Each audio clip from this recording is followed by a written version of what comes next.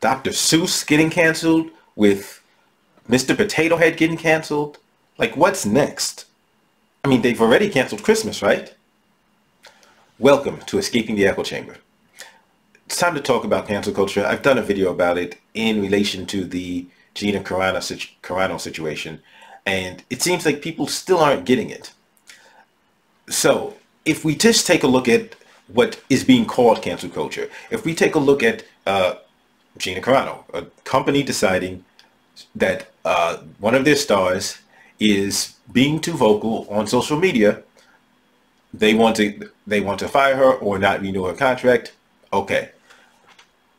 At what point does this not become the free market, and does this instead become cancel culture?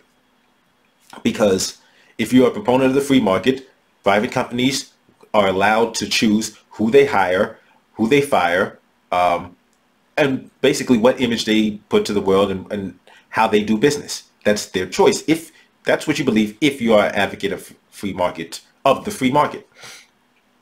The interesting thing is there are people on the left who don't believe in the free market and who are constantly claiming that these decisions shouldn't be made by private companies, but they are now saying, oh, well, it's the free market. So in some respect, they're trying to point out the hypocrisy, but in some, the hypocrisy of people, you know, who claim to believe in the free market, and on some aspect, they actually are engaging in hypocrisy because they don't even believe that. So why are they now advocating for that? The point is, I'm not the left. I'm not. When I talk about free market, like, yeah, the private company. So I'm not saying it just because conservatives are getting canceled, that it's a free market thing. Remember, I was saying it about baking the cake. This is what libertarians are saying. Libertarians have been saying this about baking the cake. Libertarians are saying it about Title II of the Civil Rights Act, meaning a private company or restaurant can decide not to serve black people. This is what I've been saying. I haven't switched up. I've been saying this. So now that conservatives are getting canceled, if you believe that the baker doesn't have to bake the cake for the gay couple, for the wedding cake for the gay couple, if you believe that, keep it consistent. If you believe that a restaurant, a diner should be able to say, no, I don't serve black people, we're not serving you, please leave our establishment. If you believe that, keep the same energy now. Don't switch up. Don't switch up now and then all of a sudden, oh, there needs to be a law. Oh, government needs to get involved and stop big tech censorship. Okay, let's just take a look at, because all of these complaints and all of this furor, a bunch of it is just nonsense. Dr. Seuss wasn't canceled. Stop it. Because now you're not just being hypocritical, you're flat out lying. Dr. Seuss was not canceled. Dr. Seuss books are all over the place. Dr. Seuss books are still being sold. Dr. Seuss there were 6 books that the company that prints these books said, we're not printing anymore. Number 1, that was the company, their decision. Number 2, it was not the entire catalog. It is not the entire catalog. It is 6 books that they decided, okay, yeah, these are problematic anyway. And these contain stuff in it that just don't fly today. So let's get rid of them. That's their choice, and it's not canceling Dr. Seuss. And the interesting thing was, people wanted to talk about it, like Fox News was running non-stop coverage of this, but not showing the actual images. So right then and there, that suggests, you know, these images aren't flying because you don't even want to show these images. So stop fronting like this is a thing, like this is a controversy, like this is actually there's any issue or whether or not this should be done. Because if you're not even willing to show the pictures, the images that they're saying are offensive, that means clearly you're canceling it too. You're engaging in cancel culture too. Because otherwise you show the images. Oh, there's nothing wrong with these images. No, because you know there was nothing wrong with these images. That's why you didn't show them, and that's why you just talked about it in these abstract tones to drum up this outrage. And it's an outrage culture. That's getting real. That's real. But to drum up this outrage about something that's really a non-issue. Mr. Potato Head. And once again, people like, oh, they're pushing an agenda. So guess what? It actually makes sense for them to have because they didn't get rid of Mr. Potato Head. They didn't get rid of Mrs. Potato Head or Miss Potato Head. They got rid of the Mr. Potato Head as the brand. So it makes sense, because if you're selling Mr. Potato Head, you're also selling Mrs. Potato Head. I think, aren't there little kid potato heads as well? Like, it makes sense that the brand, like, that just that the brand should be called Potato Head, because it's an entire array of different Potato Head characters that they're selling. So it may have started out as a Mr. Potato Head, but as you expand the line, okay, yeah, it's not just Mr. Potato Head. Change the name of the brand to Potato Head. It's the Potato Head brand, because you've got Mr., Mrs., the little kids, Potato Heads, I believe. Do they have pets? If they don't, and someone gets rid of it, they probably will soon, you know, pet Potato Heads. But that's the point. That's the brand name, Potato Head. It makes sense. They didn't get rid of Mr. Potato Head. They didn't get rid of Miss Potato Head. Stop it. Like, it was this manufactured outrage and it's like this attempt to portray yourself as a victim. And so it's really funny coming from the right, who constantly is talking about, oh, stop being a victim.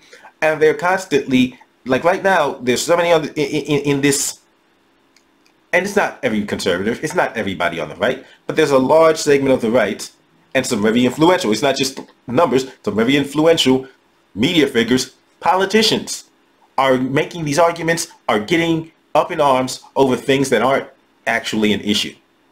Because even if they did cancel Dr. Seuss, even if they did cancel Mr. Potato Head, how does that affect our lives? Especially when we're talking about the politicians. How does that affect anybody's life? Other than the people that make Mr. Potato Head and work for these two respective companies. How does this affect the lives of your constituents? It doesn't. So they're wasting time on things that actually aren't an issue. It's absurd, it's asinine, it's completely ridiculous. Stop it. But let's talk about the cancel culture. Let's talk about the fact that what you're complaining about, this big tech needs to be controlled. Okay, so Tulsi Gabbard on Fox News with Trey Gowdy, and she speaks about how, you know, this is a free speech in this country, and that's a beautiful thing, how the free market exists, and this is all about freedom, and in the free marketplace of ideas, people have the choice to choose what they like and what they don't like, and cancel culture is the opposite of all that. Like, wait, you just said people have the freedom to choose what they don't like and do like, but cancel culture is no. That you just described what you're calling cancel culture. People choosing, we don't like this. Get rid of it. That's what you've just described. Like, how do you go into this long soliloquy and then do 180 degrees and shoot yourself in the face? That makes no sense. Like, you just completely, you gave a monumental setup of the issue and then exactly argued against your own point. Like, you just missed your own point. Do you realize that?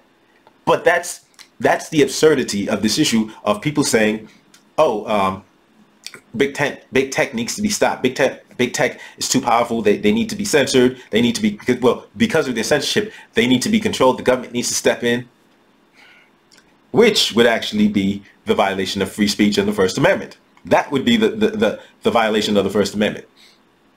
But in terms of the tech companies, Twitter, Facebook, and their censorship, yes, it's absurd.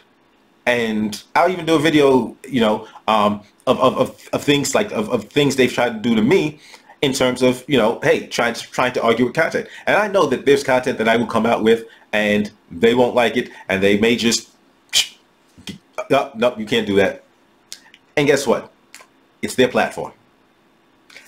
I'm using their platform, so they get to decide whether or not I am allowed to continue to use their platform. But here's the thing. It's because people are mad about Facebook and Twitter choosing and censoring certain viewpoints, and it's clear they are doing it. Like, because I will see them fact check certain things that criticize, you know, right-wing positions that criticize the left. And then I will see the left put out stuff that's just completely factually inaccurate.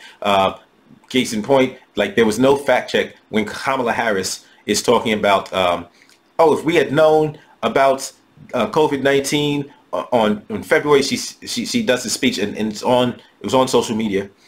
And she's like, if we had known, we could have done something. And I'm like, where's the fact check? Because the fact check was nonpartisan. They would have said, whoa, whoa, whoa, whoa, that's misleading. That's missing context. In fact, that's an out lie because you did know.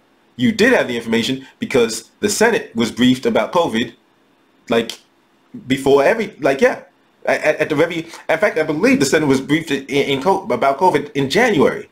And you're talking about if you had known by February 24th or something like that, and I might be getting the dates wrong, but you argued that had Trump not hidden information from y'all, which he didn't hide from y'all, he may not have revealed it to the public, but y'all knew, and y'all had the opportunity to tell the public. If you specifically chose, meanwhile, senators were selling stock because they were acting on this information, but you chose not to share this information with the rest of us. Like there should have been a fact check on that. But the social media decides to fact check who they want to fact check, and then there are times when they will provide fact checks which aren't actually fact checks. Like when somebody will say, I'll put one in, but when somebody will make a statement or put a meme up, and then the fact check is, oh yeah, this was actually said, but this missing context. And it's like, wait a minute, no, like, so what's the issue? No, this was actually said. That's what the post was. The post claimed this was said. The post that was put up there said this person said this. And then the fact checker comes, yes, this person said this, but like, no, that's it. The post didn't say anything else. The post said this is what this person said. So there should be no fact check. So the fact that you're then coming behind and saying, oh yeah, they said this, and they rate it as mostly false. Yeah, they said it, but so yes, it's ridiculous. But guess what? Mark Zuckerberg, his company, actually it's shareholders now because it's public. Twitter, it's a shareholders company. Jack Dorsey owns it. That's theirs. That they have the decisions. They have the power to make these decisions for their companies. That's what it is. That's your free market. But oh no, but what about conservative viewpoints? Okay, make your own platform. Well, they shut down Parler? No, they didn't. They credit card. Well, who was it? So Apple and Google said we're not putting the Play Store, the app on our Play Store. That's not shutting the company down. That's not promoting it. So by having access to the App Store and the Google Play Store, you're getting extra promotion. They've said they're using their power to not promote you as they see fit. Cool. You're not entitled to being promoted by Google, by Apple. You're not entitled. You don't. So you know how leftists are saying healthcare is a human right, and the correct response is you don't have a right to what somebody else is doing. You don't have a right to somebody else's labor. Okay, yeah, you do not have a right to somebody else's platform. You don't. That's theirs. They created it. They put it out there. They own it. They run it. You don't have a right to their platform. And then you would say, oh, well, Amazon Web Services, they shut. Okay, number one, you don't have to use Amazon services. You can create your own server farm. You can use other services. And Parler is using other services now. So this idea that, oh no, they cancel it. No. But Parler's not as big. Okay, now we're getting to the crux of the argument. You're not mad that you're being denied speech. You're mad that you're being denied an audience. And not that you're being denied, but you just don't have one. That's what it is. You're mad that your voice isn't traveling as far as you would like it. Once again, you're entitled to say what you want to say. You're not entitled to have people hear it. People don't have to listen to what you say. You're not entitled for people to listen to what you say. You're not entitled. You have no right to force people to listen to the things you have to say, to be an audience to the things you have to say. You have no right to that. Your right is to speak. It is people's rights to choose to listen or not. It is people's right to choose to be in attendance to what you're saying or not. So people, right now, everybody on the planet has the ability, has the right to go to Parler and say, okay, yes, we want to hear what you have to say on Parler. The fact that they're not is on you. That's it. It's not on them. It's on you. It's because you have not done enough to create a widespread audience. It's that you are not entertaining enough, or not whatever. That's nobody's fault but yours. Don't get mad at anybody else. Don't blame this on censorship. No. This is you. So you have the ability to speak, but if you want an audience, then you've got to put in the work to grow an audience. And maybe you are entertaining.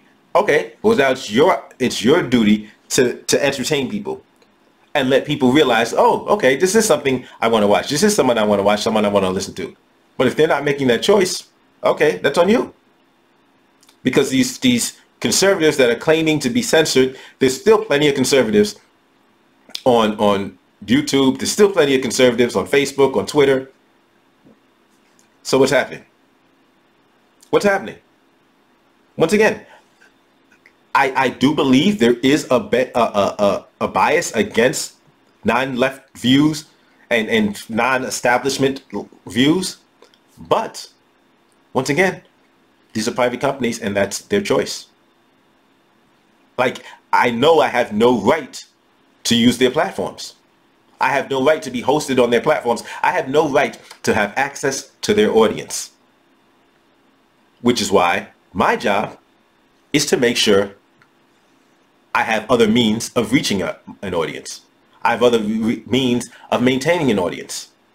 But once again, I have to actually interest people enough for them to want to hear what I say. That's it. That's like, it's on me.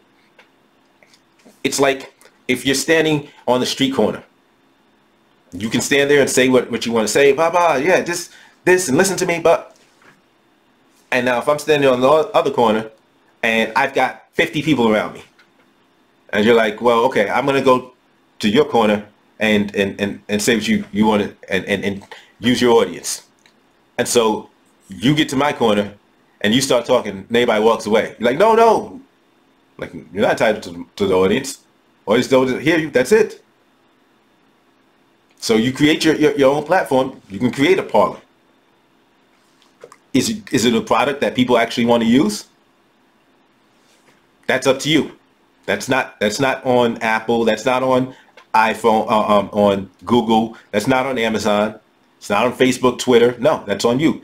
You've got to create a product that people want to use. People use. It serves some purpose for people. And it becomes popular. And boom, there's your platform. There's your audience.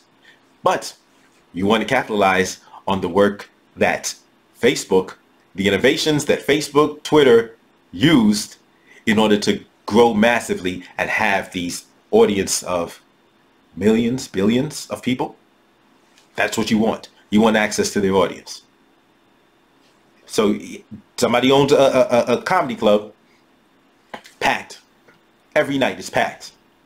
And then you say, okay, I wanna get on stage. No, you can't get on stage. I own the comedy club. I choose who gets on stage. No, but that's censorship. Yeah, it's censorship. It's my club. It's my club. I will censor who gets on that stage and who doesn't. That's it.